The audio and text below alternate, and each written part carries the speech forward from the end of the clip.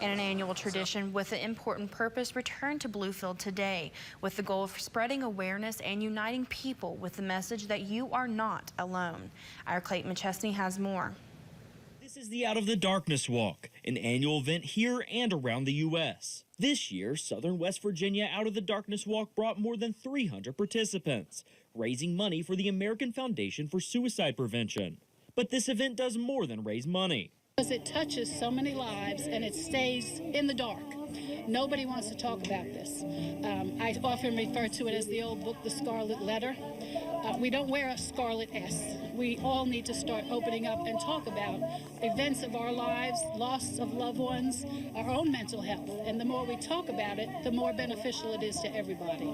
Easley lost her own daughter to suicide and wore beads that indicate this loss. We spoke to one first-time walker from North Carolina who says these beads play an important role in connecting the people here. I have to say, all over the state, we have people who are very strong, who have survived things. And until you actually get out here and you see others who have the same color beads on that you do, you may not ever know their name, but you know that you have bonded with them just by being at the walk. Tilly encourages others to take part in the walk next year, helping to remind people that others struggle as well, and it is possible to get through it. Here for you in Bluefield, West Virginia, I'm Clayton McChesney, WVVA News.